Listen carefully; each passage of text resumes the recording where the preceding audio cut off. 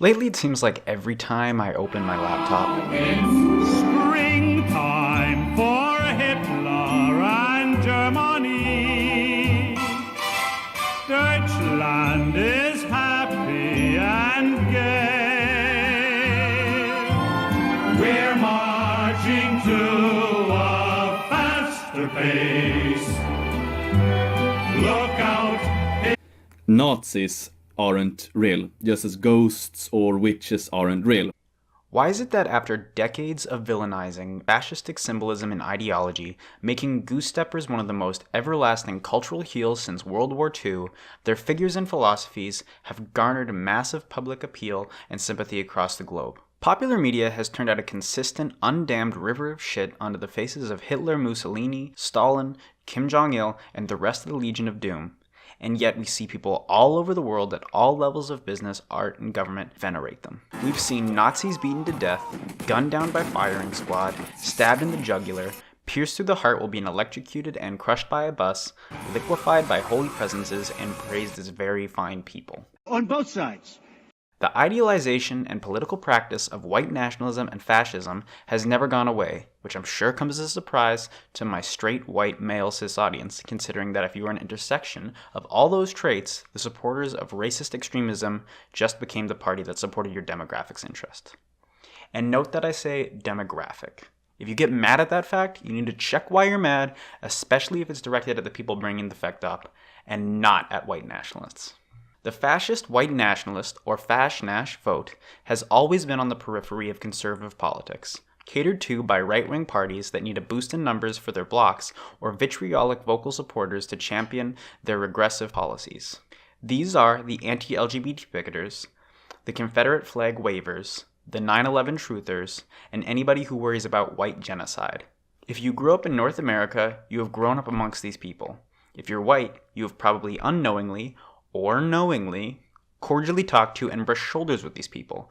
And if you are a quote-unquote regular person, you probably just laughed with your friends or coworkers about these crazy people doing crazy shit, which you're afforded the ability to do in your spiffy non-political body. Thing is though, in our current political era, the alt-right bingo card community has become the base of North American conservatives. But not only have they become the group in which Republicans in the States Thank you, Alex. Great to be with you. and conservatives in Canada Well, Prime Minister Harper, thanks so much for stopping by. Oh, thanks for having me. I've been looking forward to cater that. to. Their toolset has been adopted by a large contingent of right-wing politicians, voters, journalists, and pundits. They're not only lavishing within the structures built for them by their colonialist and ideological forebears, they're trying to discredit or co-opt artistic languages and properties to further fortify those structures. A little bit about the right adopting the politics or the political style of the left. We don't have the camaraderie, we don't have the trust level that our rivals do. And that camaraderie and trust is built up through activism, and that is one of the tactics that we're adopting. So today I'm going to outline a few of the ways media can interpret and represent fascism, how creators can spread awareness about the fash-nash demographic, how we can better understand fascist coding in seemingly innocuous examples, and hopefully educate others and ourselves with a wider critical reading of our art, all while reducing audience sympathies with bigots trying to insinuate themselves into that art, starting with the obvious. Very good. The Great Dictator was one of the first films made by American filmmakers that came out against Adolf Hitler and the Third Reich. When it came out in 1940, America was still at peace with Germany, acting with a global policy of isolationism, a policy which allowed the country's leaders deniability when it came to moral responsibility on the world stage, considering the knowledge they had concerning German human rights violations. It was also Charlie Chaplin's first talkie. His strict adherence to his stylish brand of silent filmmaking before The Great Dictator lasting longer than most other Hollywood silent staples after the advent of sound and film. Immediately out of the gate with his sound debut, however, Chaplin was brilliant with his use of audio, especially language. The most widely cited and lauded example of his embracing voice was his refusal to give Hinkle a language with which to formulate his hate speech, instead translating it into its true form, unsubstantiated gibberish. Der Juden. Und der Stift, das Sauerkraut mit der Juden. Und der Leberwurst mit der Juden. The Jewish barber, Chaplin's other character in the film, remarks upon this with his climactic speech. We don't want to hate and despise one another. In this world, there's room for everyone, and the good earth is rich and can provide for everyone. The way of life can be free and beautiful, but we have lost the way. Greed has poisoned men's souls, has barricaded the world with hate, has goose-stepped us into misery and bloodshed. We have developed speed, but we have shut ourselves in. The eloquence of which is Charlie's furthest distinction between the two characters. They look identical, but are determined by their individual character of heart, a visual cue for the audience to disassociate with the Aryan ideal, or rather, disassociate with the perceptions of characters based on physical features, which I'll remind you, was a policy the US was at peace with when this film was released. Furthermore, the interplay between Napioloni, the Mussolini stand-in, and Hinkle is expertly crafted, with their constant talking and fumbling over each other, unable to find a seam to attach on, not only in moments of comedy, but during times in which plot threads actually need to be picked up. Chaplin employs the characters' dogpiling to emphasize how little is actually being communicated between the two most stringent advocators for fascistic rise, and how little philosophy is actually contained along Hinkle and Napioloni's lines of reasoning. The verbal dogpiling especially being described as innovative today, nearly 80 years after The Great Dictator was released. One thing I think film can do really well, better than any other medium, is capture the reality of conversations. In a book, no matter how you lay it out, one piece of dialogue always has to follow another. You can't simulate people talking over each other, which is what we all do a lot of the time. And you can't really capture the rhythm, speed, and tone that a conversation has. Even radio and theater miss some of the nuances that film is perfectly suited to reproduce.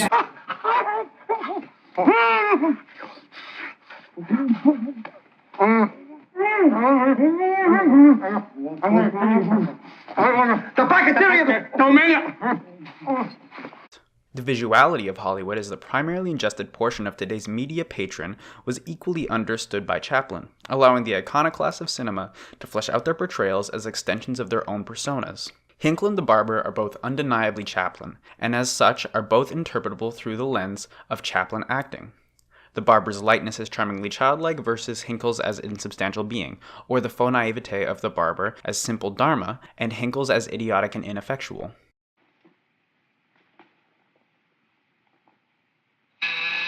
Your garbage is waiting, Your Excellency. Enough. For a broader discussion of the visual language of The Great Dictator and other films down its cinematic family are discussed at length in Lindsay Ellis's great video essay on Mel Brooks and the Producers. Link below. As seen above, it is not hard to make a mockery of dogma. The strict adherence to bigot ideals consisting of extremes lead to a rigidity that only takes a simple mistake to show flaws in your logic. From Orange is the New Black. I never watched that show. I've never watched that show either, but she's on the cover of Time magazine. Oh. Or he's on the cover of Time magazine. But just because you can make fascism farcical and easily caricatured does not mean that you always should. Depending on what medium you're working in and what the use of farcical imagery is, the real-life characters you want to mock may seem less villainous and uncoordinated by comparison, which is what happens when you contrast real-world hatred against cartoonish villainy. One of the reasons it feels so good to see the Red Skull's skull rattled is that he is unashamed of the hate he peddles. He is all text, with little substance underneath his actions. He's a comic book villain, in every way. The 22-page format of monthly comics demands moral absolutes, or more absolute morals than a 2-hour film. The guys who are doing animal comics and superhero stuff, they're really limited, because they gotta try to appeal to kids. The brevity of its construction being difficult when it comes to nuance. The colorful kinetic energy that comes off the page may occasionally allow for inspiration, but more often than not, that massively hyperbolic imagery, immediately visible to any reader, can become the shorthand and only ontological link to the caricatured picture. When you see Red Skull holding the cosmic cube in anticipation of genocide, Bruno robbing a liquor store in swastika pasties, or Captain Nazi explaining his immortality literally being the embodiment of the hatred felt by their namesake, all their traits are reevaluated. The vileness of these villains and their ilk allows for the shining virtue of the heroes to contrast with their inhumanly evil actions. Or rather, the actions of the heroes being portrayed as heroic as long as they never stoop so low as the moral equivalent of the villains. But that's the problem, inhumane evil. The immediacy of comic book villainy is as farcical as The Great Dictator, but it is not played as a mockery of their ideals. They are taken deadly serious by the heroes and reinforce the ideas of Nazism and fascism as an obvious act into the reader's minds. We've even made the dictators of the 20th century, these guys, into an interchangeable shorthand for the Legion of Doom type group of courted irrational hate. And their hate was irrational, but they acted not with the motivation of achieving supervillainy. So when Richard Spencer comes onto the scene looking like this, and he rattles off his white nationalist, anti-woman, anti-LGBT, hateful spiel with a thinly painted dog-whistling veneer. For us, it is conquer or die. The mainstream media, or perhaps we should refer to them in the original German, Lügenpresse.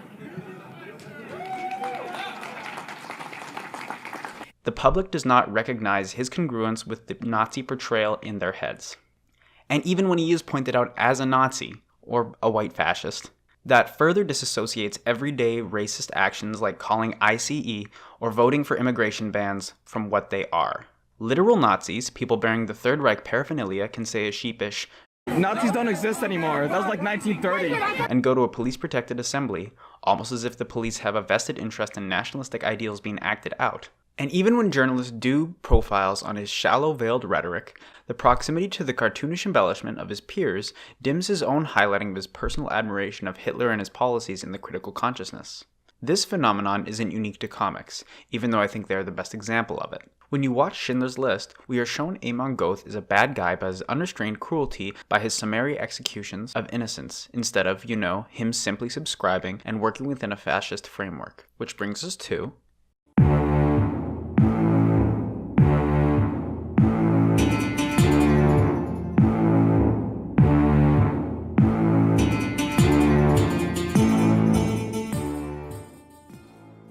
The awesome power of games to insert players into their worlds by enabling agency is a beautiful thing when representing people within systems. You as a player are entrapped within the game's rules just as your player avatar is trapped within the totalitarian state of Aristotska. The amount to which you as a player chooses to uphold the policies of the government are left up to your discretion, but the penalties are known and readily dispensed if you deviate from what is expected of your play. The player's position of relative privilege is portrayed perfectly by Lucas Pope putting such firm choice states in the game, showing that while you as a citizen of the regime are suffering under the policies of actors using your class as a cudgel because of factors set up by those who share features with you, you are afforded luxuries unknown to the border crossers you interact with, and you are forced to recognize it. The player has come to grips with the fact that enabling a system's preordained crimes without acknowledging personal systemic privilege and subsequently acting out the dismantling of the system affording that privilege, all actions share culpability from the oppression of the system's envisioning. Of course, we can't live life making every decision with the aim of dismantling power structures surrounding us. We need to eat, sleep, and clothe ourselves, but subversions when possible and knowing what your actions mean can lead to progress, as shown in the game's 20 endings, noble upon playing with knowledge of your previous actions. You may, however, feel that your actions are not contributive to the overarching systems in place. You may think to yourself, how much of a difference does one person make in the scheme of change? If you think this and think you can stagnate your activism under that justification, then the next place I suggest you look is Hannah Arendt's books Eichmann in Jerusalem and The Origins of Totalitarianism. Arendt's account of the trial of SS officer Adolf Eichmann is a masterpiece in displaying what journalism does best, portraying truth not as a series of events proven to be factual, but understanding those facts and events as an aggregate of a greater truth, one that is more powerful than any fiction. Eichmann, a figure who by his actions could have been portrayed as a mythic evil, is shown to be a man of a remarkably unfrightening and impotent disposition. He is not especially hateful, he is not remorseful nor virulently proud, and he is composed and psychologically proven to be sane. What Arendt shows in Microcosm with Eichmann as metaphor is given greater context when you consider the text next to Origins of Totalitarianism.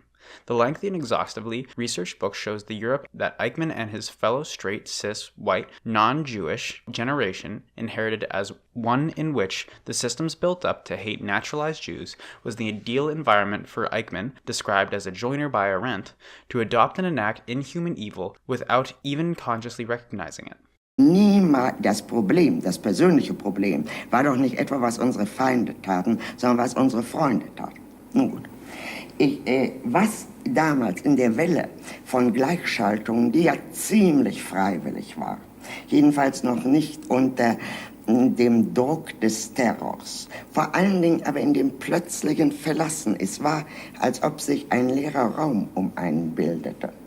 Nun, ich lebte in einem intellektuellen Milieu und ich kannte aber auch andere Menschen und ich konnte feststellen, das unter Intellektuellen das sozusagen die Regel war und unter den anderen nicht.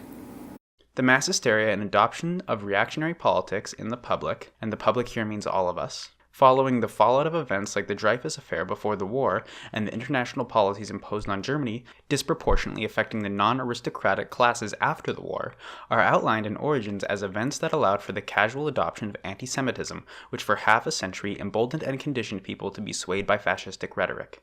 The mob is a concept introduced by Arendt used by those in power to misrepresent the interests of all people, because the classes within the mob are the classes within people ignorant of their mob status, used as rhetorical clay for those offering them a figure to mobilize under. Origins is an exercise in that mobilization down to the marching ranks and ration orders. Arendt's methodical research is captivating not only because of excellent style and voice, but because she embraces the long-form medium required to truly represent the world as it happens.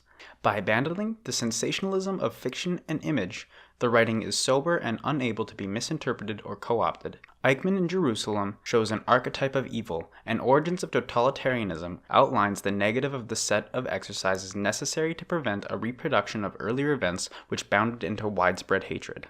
But hatred is a tricky thing to manage when you're trying to show its target. Hate is like love in that even when you hate something, as an individual and a collective, you do not feel the same hate as your compatriot, and that intellectual and emotional confusion is distortive, abstracting in a way that is useful to propagandists and pundits seeking to inflame your animal emotions. As long as the object of the coarse and stupid smearing is kept simple and optically squared within the eyeline of the mob, the individual abstraction of each person recognizes the hate center remains close for a common directive, which is why propaganda is perpetuated.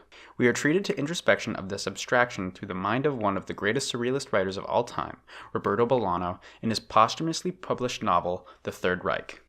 I won't worry about putting up spoiler warnings for the book, because the nature of Bolaño's style and subject matter is purposely obscure and circuitous, often dropping characters and plot points wholesale in favor of thematic tangents that are purposeful narrative non sequiturs. This structuring is used to massive success in most of his works, though it is tapered and streamlined depending on the actual subject being written about.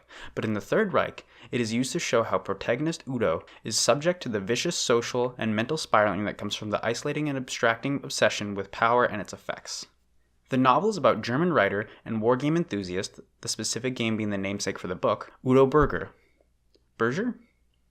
On vacation in Costa Brava with his girlfriend Ingeborg. Despite the idealized resort holiday waiting outside, coupled with Ingeborg's urging, Udo spends his vacation obsessing over his writing and game strategizing in his apartment, only leaving to get drunk in the evenings with two others at resort, stranger at the start and stranger at the end, Wolf and Lamb. His self-seclusion is explained through diary monologues, going on about how he must pare down his articling to remove all doubt or insight from his writing. A tactic which fails for Udo, but succeeds metatextually for Bolaño, removing all doubt from the reader about the failure Udo has in store for him in his attempts to portray his myopia and societal disdain as multidimensional.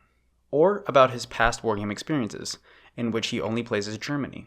Udo does have one other figure to note in his journaling, the boat caretaker for the resort, El Kumado, and his strange fractal organizing of the boats on the beach at night. When El Kamado surprisingly initiates a game of the Third Reich with Udo, the novel trades the individual expression of Udo's attempt at clarity for a broader experimental view. The Third Reich, the game, is a stylized cluster of Udo making constant ambiguations for his motives and appropriations of the mindset of his adopted military leaders, whom act in a manner that leads to a historical reenactment for Udo's Reich. Udo is self-reflective in the wake of his loss, interpreted through the loss of his extreme editorializing of his work, while gaining a more stream-of-consciousness account of his previous reincarnations of World War II Nazi armies defeating the Allies in a fictional world. Although, because of Bolaño's writing style, the fictional and real are blended. The outcomes of the past are called into question with Kamado, which means the burned one, being presented as an outcome of events that did not happen in history as we know it, and by fading in and out of characters as extensions of Udo in the narrative. This is a direct corollary to the metaphysics of white nationalist rhetoric. Within their pushed essentialist narrative, it should be apparent that they are not speaking of the white body, but the white metaphysical, those attributes that change with the shifting definition of the non-existent white race. As long as they are in the control of what they consider race definitions, they can create any fiction they want to seclude their adherents, all seen in the valorizing of the West, Nordic ancestry, colonial revisionism, and more.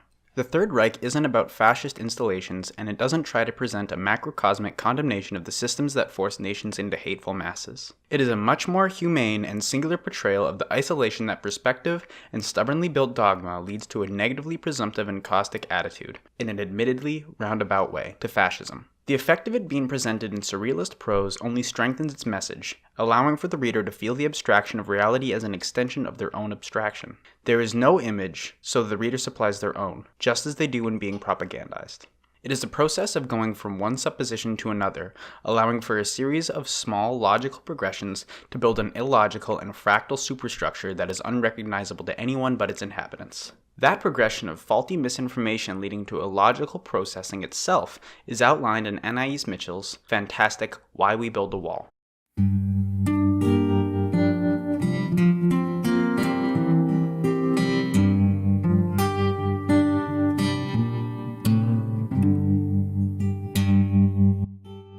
Written in 2010 as part of Mitchell's American retelling of the Orpheus and Eurydice myth, titled Hadestown, the song features Greg Brown's Hades directing the denizens of Hadestown down the logical ladder of why they build an internally under construction wall on the border of Hades' domain. While the real-world implications are obvious and have been pointed out by every music critic writing since 2016, the song is not only remarkable because of its being prophetic to 2016, 2017, 2018, hopefully not 2019 America. What the song beautifully presents is the fascistic logical train of A to B, B to C, C to D, a theory splinted from Umberto Eco's Fascism, a main source for this essay. Hades presents a step-by-step explanation for why his subjects are forever building, each step in the process being linked to the last, forever only beholding to that previous step as its foundation. When he says, "We build the wall to keep us free," it's because it keeps out the enemy who seeks to imprison them, but the enemy is poverty, and the war against poverty is never won because poverty is unworked and their work is the wall. It's a logical Ouroboros endlessly traveling downward in sync with the construction of the wall. Friends, because I have emerged from the studio over the last couple of weeks and I've come out here in the world to try to bring reason, evidence, and arguments to essential cultural and political issues. And it is bad out here. It is brutal out here to try and get a message across in a peaceful, positive, engaging, and enjoyable way. The violence, the deplatforming, the hysteria, the verbal abuse, the slander, it is absolutely astonishing to see just how much opposition there is from the anti-rational left to anyone who wants to bring an argument against the falsehoods and the hysteria that they put forward. It is just astonishing. And I am, like every reasonable, decent, peaceful human being, I am trying with all of my might and all of my rhetoric and all of my energy and efforts to stop the war that is coming. This feral escalation of abuse and violence and threats and deplatforming is going to escalate into war. History is very clear on this point. And I don't know if the left knows how much it's going to escalate. I don't know if they want it. I don't know what the hell is going on. But I'm telling you, it's coming. Unless we keep free speech alive, unless we agree to stop using threats and violence, verbal abuse, hysteria, calling people far-right, Nazis, literally Hitlers, unless we can cool that rhetoric, we are going to end up with bayonets pointed at each other's hearts. This is the same thought process abused by dictatorial figures using emotional persuasion to stoke the ignorant allegiance of their sycophantic followers. And even if those actors are not persuaded initially, to quote Ian Danskin here, "We like to think action follows belief, and sometimes it does, but at least as often it's the reverse." The call and response format of Why We Build a Wall reinforces the necessity of a dogmatist's need for that step-by-step enabling to adequately course-correct their group's thought process along the line of devotion and blind action. Provided, of course, that you work within a system that encourages the actions a dictatorial or propagandizing figure asks you to take. If it fits within the framework that you already live within, and the steps are a rough approximation to something that you would already be doing, especially if that action is do nothing, then it is an almost subconscious course to follow. As earlier stated, recognizing that you are in a system that enables these choices is a good first step to take when identifying what the recourse of opposing fascistic rhetoric is. With that in mind, we can take a look at a seemingly innocuous example of acting within that framework.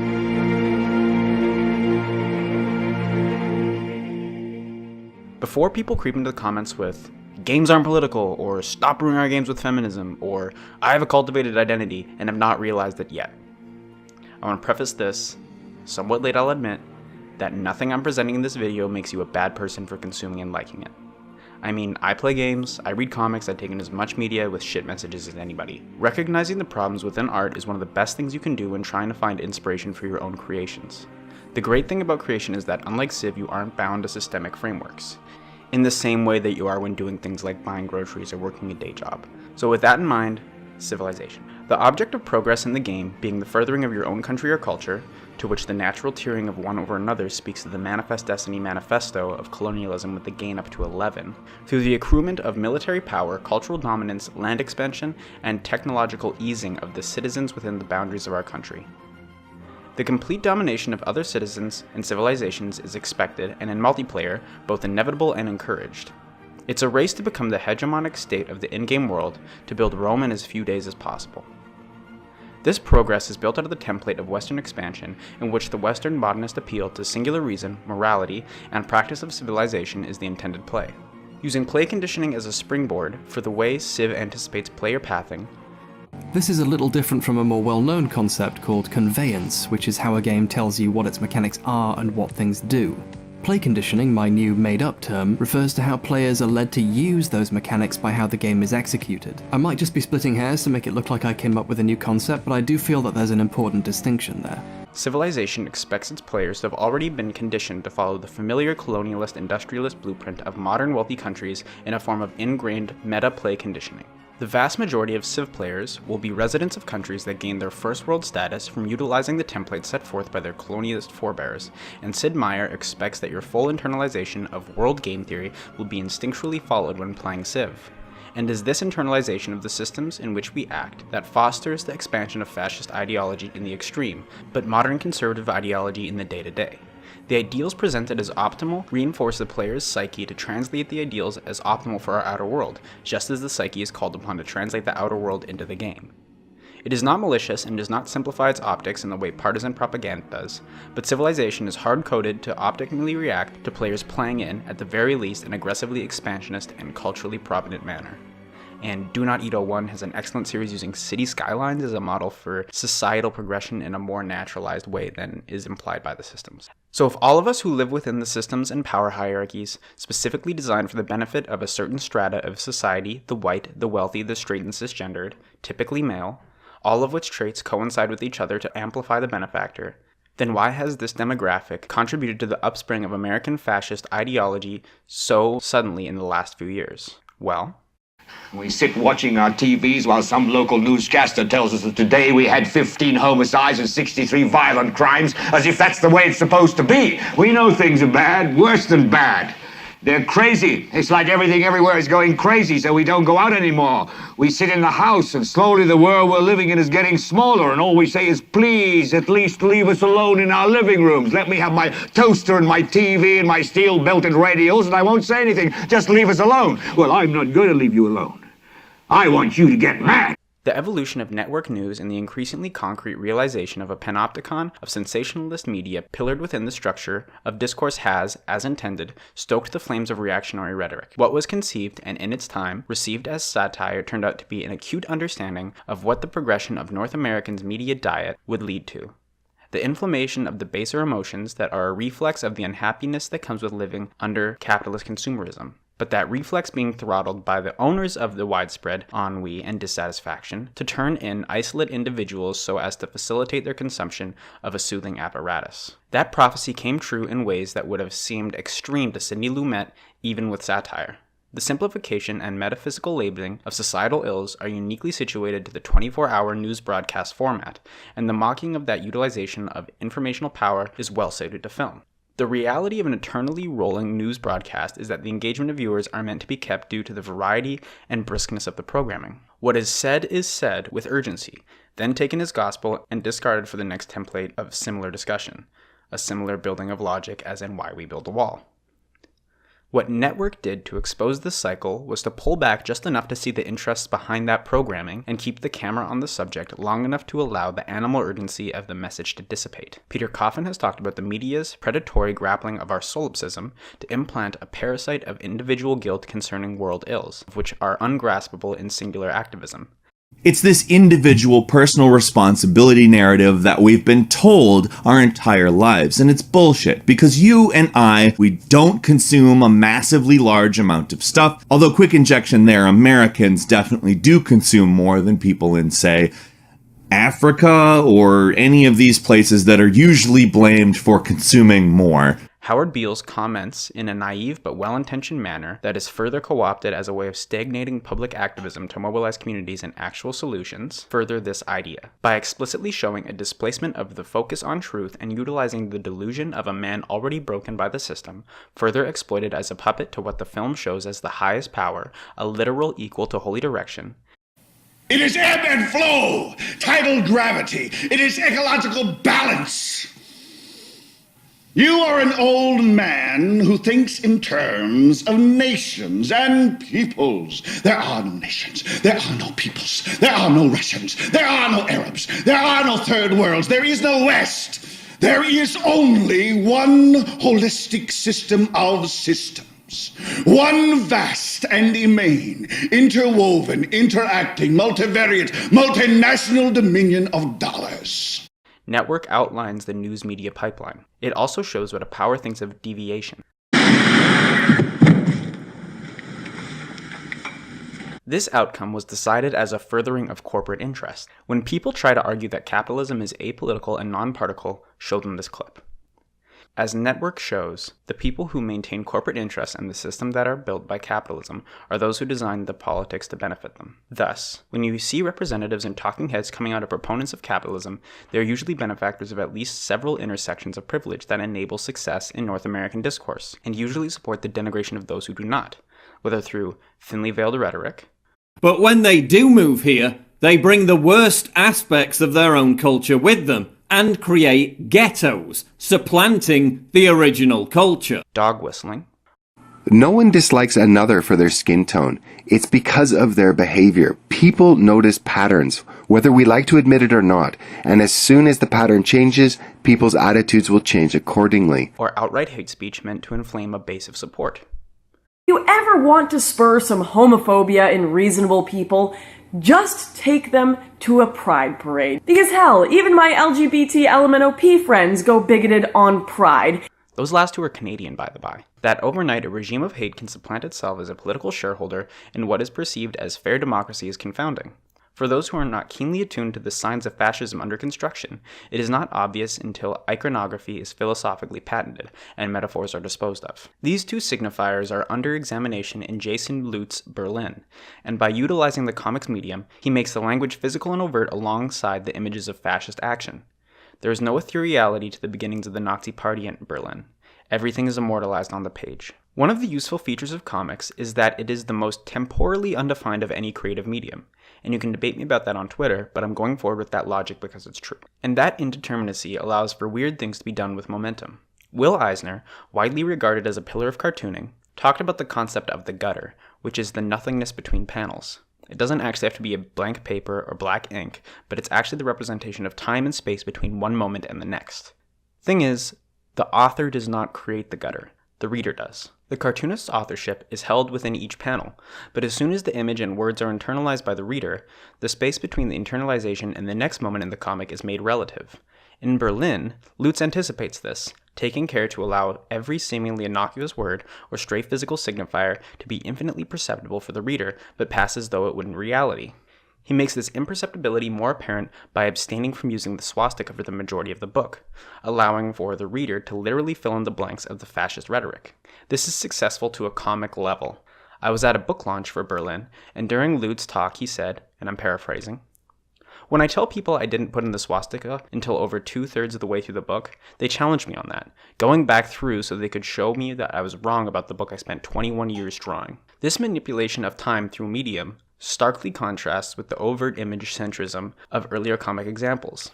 While artists and writers like Jack Kirby, Dennis O'Neil, Frank Miller, and a lot more did a lot to extend the possibilities and preconception of comics, Jason Lutz uses the medium to directly express a phenomenon that is largely inexpressible in any other media. However, the simplicity of Lutz's cartooning style leaves out a lot of emotional confusion that comes along with seeing your cultural and physical neighbors bow to the steamroller of militaristic propaganda.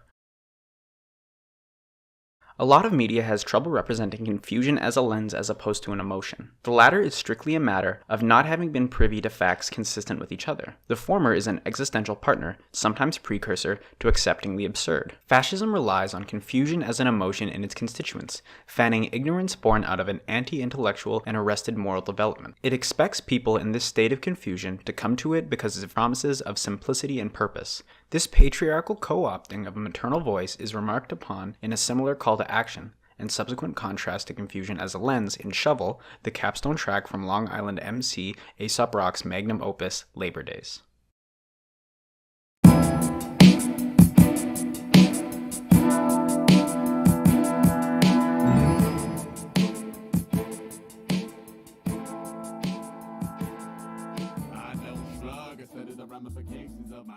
Aesop Rock has long been held as one of hip-hop's most verbosely dense and obscure writers. The sheer amount of difficultly deciphered metaphorical language in his work is only furthered by his consistent reimagining and repurposing of the English language's parameters concerning usage. In 2001, just as Ace was starting to excise his own need for a day job, instead relying full-time on rap, Labor Days came out, an album about the different struggles of the poor creative classes' struggles working under modern capitalism. Aesop and this message may seem a strange marriage. Ace's cryptic and dense verbosity, with a subject that requires concise clarity to adequately assimilate listeners into its narrative. All conceived while he was himself disengaging with much of the topics on Labor Days, the pressure put on workers to decentralize their own artistic aspirations being a close disassociative antecedent. But this fragmentation and metaphorical treatment of his subject is what allows Aesop to portray the presumptive and sectional beliefs held by fascist and capitalist sycophants, all while using a respite from his typical obscurity, most prominently on the track No Regrets, but throughout the album as well, concerning imagery to outline the holistic community the left commodifies through its activities and ideologies. Ace understands entropic confusion and recognizes it as a common prerequisite for the violent disenfranchisement that reactionaries are quick to instigate out of that confusion. By reframing that confusion through his own prismatic setup punchline method of delivery, he closes the metaphorical time gap from production to product and shows that confusion as a tool of the system that seeks to militarize the disenfranchised. While Aesop is jumping from one mystifying element of class culture to another, he outlines what is apparent in reactionary philosophy, that being the disassociative columnal belief system supporting an often bigoted presupposition. Aesop outlines in lines like this that the fabulous spun pantheistic way conservatives rationalize the sums of their beliefs. The veneration of militarism and business, coupled with the vocal vehemence against dependencies, the absolutism attributed to self-actualized pursuits paired with the ostracization of outlying bodies being forced to assimilate, the manifest destiny framework antithetical to the adjacent beliefs of enforced class positions. All this waxing and waning, when the spotlight is held on specificities, is ignored when it is apparent that every pillar holds up a different building. The roof of reaction not being sustainable when only one pillar is in use at a time is ignored because the beliefs are not held in congregation with each other. It is one of the definitively physical differences between right and left belief. The right holds up pillars of thought that are legs of their philosophy, architecturally simple and identifiable, but incompatible in aggregate. Leftist philosophy is more like a wide and hugely concave basin, in which understanding is intersectional and bleeds into others. It is the forest versus trees dichotomy, something Aesop further outlines in the course of Shovel and on the cover of Labor Days. I don't shrug, consider the ramifications of my shovel, loving the consequence of uprooting the tongue. I'm hugging the cycle of Gemini to a contender for me with the puzzle. I don't budge the motives, encased inside the corner tongue of quotas. I don't shrug, consider the ramifications of... Of course, adopting a purposely mystifying edifice as your structural method for portraying the density of existence works best when trying to come to grips with the terror of modern life. When trying to deal with direct and immediate antagonism brought on by those wishing to erase your body and the bodies of those who look like you, there's a more direct method. Everybody's got a right to free speech. And this song is about the fucking rednecks and the fucking jocks who bring in their bullshit macho attitudes to these shows, try to wreck them, by starting fights, spreading around their bullshit racist attitudes. If you really like the swastika so much, go join the Klan like your parents. If you're no different from your parents, then what are you rebelling against anyway? You're fitting in.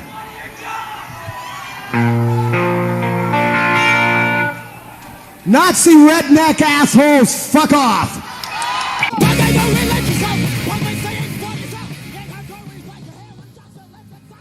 I hope that nobody out there needs a legend for deciphering the dead Kennedy's monolithic song. Other than the excellence of the messages and performances, I would suggest taking from TDK's example of unabashedly speaking out, as loudly and blatantly as you can, that hate does not belong in the communities that you are a part of. They use the urgent, undeniable, and ferocious punctuation of American 80s punk sound, of which they were at a time addressed as members of the pantheon governing over the genre, to exercise a tumor which had co-opted the genre as a means of recruiting the vulnerable and stoking the anger felt by the victims of the systems of power in that era to be perverted and subsequently weaponized as a means of hate. Cultural co-option is one of the most useful tools of fascists, the alt-right, Republicans, and conservatives across the spectrum. Not only does their ideology stagnate creation and invention, but the summation of work made in the name of promoting fascism is rarely anything other than illegible hatred. One of the most widely abused symbols of leftist thought conservative pundits have blundered with is George Orwell's 1984, along with his wider writing and philosophies, and even his name. 1984 is an extremely well-realized, massively engaging, often terrifying, novel-length screed against both the openly fascist, like the Third Reich or the Italian National Fascist Party, and totalitarianism closed in stolen leftist rhetoric, like Stalin and ironically a lot of the alt-right. I assume most viewers watching know of it and will have read it. There's a lot to be gleaned from the text for learning about the workings of totalitarian states, the culture's normalization of suffering within systems of oppression, the evolving past state persecution of marginalized entities into the dissolving of identities as unpersons, the fear of expressing doubt while under state-legalized militaristic antagonism, the broader conceptualization of having respective privilege not denoting having a life of ease, etc. All extremely worthwhile topics of discussion, and all discussions the right does not want you to have. The right's leaders at most wants people to have a vague knowledge of what Big Brother is, of what newspeak can feasibly denote in their terms, or what thought police might do, of what Orwellian could cover. Each of these individual concepts are useful and abstract to conservatives, especially if they get their own base to perform in accordance with their beliefs as if they are the ones obstructing misuses of power, which in their mind they are. The right-leaning public's ideals revolve around on at the very least maintaining their currently experienced power structure, and anytime they are presented with the reality of that structure, it feels as though they are being policed by those who mean to enact new rule over them. They believe in the modern ideal of naturalized structures and hierarchy. In the late 60s and early 70s, they were avowed Marxists, way after anyone with any shred of ethical decency had stopped being a Marxist. So they cannot envision equal opportunity and mutual socialistic benefit. The left's widespread call for the dismantling of unfair systems in society being characterized as Orwellian is not altogether worrying, considering the easy dissipation of any smoke created to obscure or misdirect attention within the text itself. It requires only one leftist to expose a disingenuous reactionary co-opting Orwell. What is more immediately concerning is the alt-right's willingness to pervert anything that can be codified as a property of their ideals. A little bit about the right adopting the politics or the political style of the left. We don't have the camaraderie, we don't have the trust level that our rivals do. And that camaraderie and trust is built up through activism, and that is one of the tactics that... The most widespread example on the internet is Pepe, but everything from the OK emoji to Edward Norton's aggressively negative portrayal of a neo-Nazi to critical thinkers like Christopher Hitchens and even Martin Luther King Jr. It is important to note that a reactionary mouthpiece's willingness to force performance out of anything they can create a homunculus out of and discard is a tactic that the left by and large will not touch. Direct contact with the enemy. The meetings begin at 2000 hours. The moral imperative of the left dictates that we do not stoop to the level of discourse that is sewn into the fabric of reactionary discourse. The right, of course, knows this, so they have no problem using the legacies of people who cannot openly refute them, even if it is obvious that the right's puppeteering of a dead leftist is ridiculous. Its ridiculousness reflects onto the left in the eyes of the people who believe the farce, the understand being that if they can accept their own bastardization, they will believe that it is the left who is bastardizing a legacy for their own benefit. That co-opting of what is easily read and transmitted is one of the main reasons the alt-right has been able to spread like wildfire in communities based around cultivated identity.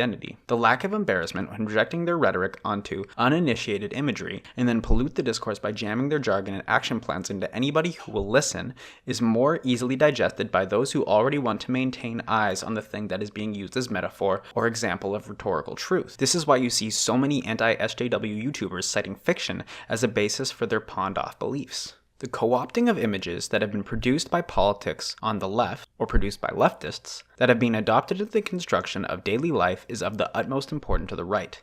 It allows for them to seem as though they are pulling for anything other than stagnation and simplification, saying things like, look at these movers and shakers that were of our party, who are, 1, no longer moving and shaking, and 2, have either seen their goals accomplished in their life or have goals that are bastardized into appearing as appealing to the status quo. It should also go without saying that much of the imagery being used by the right is also observed by community members composed of the alt-right affiliates. The left's expectation for progress in the art is often far more aggravating to these communities under the prospection of the right.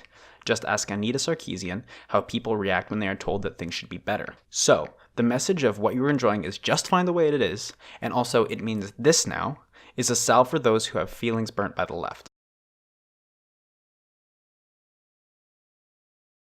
The unfortunate reality we all live in is that there are those who in full conscience want to subject others to pain and misery as an expression of their hate. And not only are we under attack by these people, but if we do not accurately reflect their actions and ideas in our media, they will inevitably use the exposure to their own benefit. There will be people who will tell you that sunlight is the best disinfectant for hateful bigots. But bigots like Richard Spencer, Sargon of Akkad, Ben Shapiro, Donald Trump will gladly bask in the sunlight and use it to put a golden paint on their shit peddling. Using your art as a means of not only subtracting attention to those who will use a platform to grandstand hatred, but also as a way of working with other creators and you're making an ideological minefield that quarantines bigots to their own circles while they dwindle and die. By creating art, you control the dialogue, and by creating art that is irrefutably against fascism, you control the message. Whew! Okay, thanks for watching. I'm just getting started at this, so I hope that all the hiccups will be smoothed out in future videos. The next topic won't be so dire, so if you need a bit of escapism or gentler rumination, check out that when it's released. To be notified of when it does come out, hit subscribe, and if you liked the video, hit the like button. I'm available on Twitter and Instagram. I'll be setting up a Curious Cat and Patreon soon though, so follow me on Twitter or Instagram to be notified when that happens. Again, thanks for watching, and check the description box for my sources and some recommendations of further great video essays and other readings on the topic.